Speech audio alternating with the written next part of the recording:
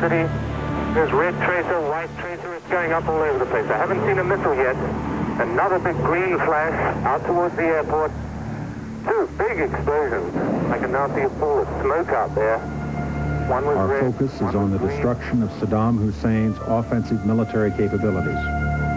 The very capabilities that he used to seize control of Kuwait and that make him a continuing threat to the nations of the Middle East. We have not been targeting Mr. Saddam Hussein. The purpose of our bombing facilities in the area of Baghdad is essentially to go after the command and control.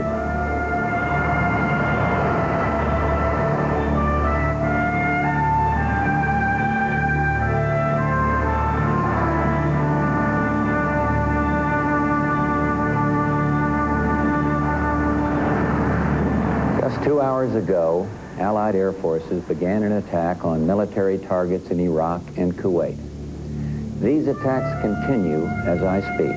I've told the American people before that this will not be another Vietnam. And I repeat this here tonight. Our troops will have the best possible support in the entire world. I saw the attack, and it was awesome. There were a lot of bombs going off. It was pretty exciting as we crossed the border, and we watched the ground fire coming up from Kuwait.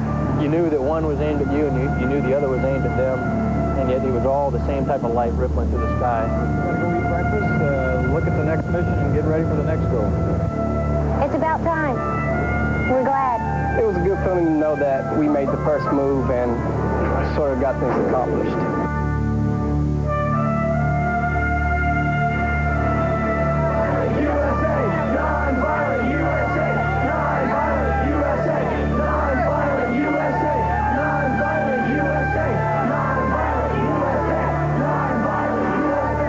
This is a very serious business. We are in the very early stages of an operation that may run for a considerable period of time. That there have been casualties. We are in the process of using our intelligence assets to assess the damage that has been achieved. As that process is completed, decisions will be made about going back to restrike those targets that require additional attention.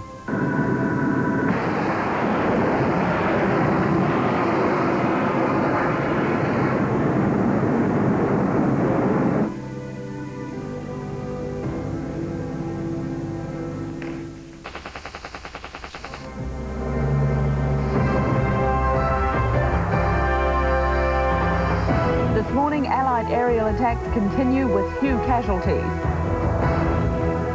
And there's been a single American aircraft lost. Latest pictures show a defiant Saddam Hussein, no backing down. Good morning. It's daylight here, but in Baghdad, it's darkness.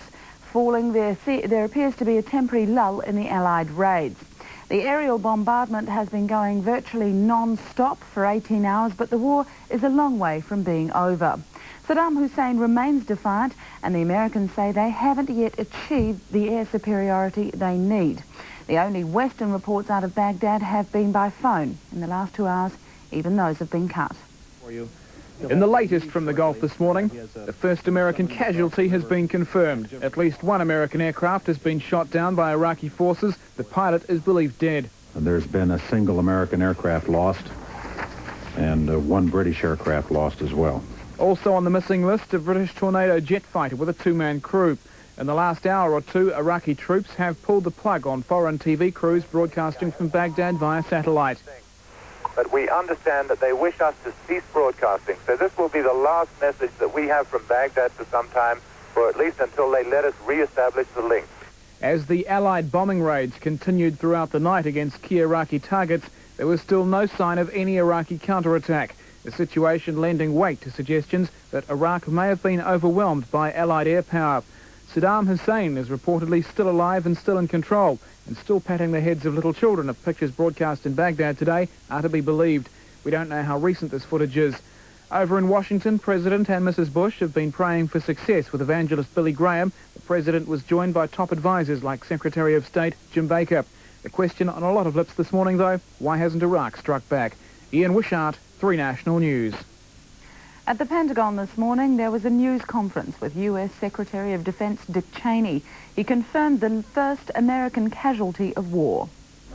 To date, the operation is going very well. So far, so good. But I would urge all of you to be cautious in your reporting, just as we're trying very hard to be very cautious and very precise in terms of what we say about the status of the operation to date.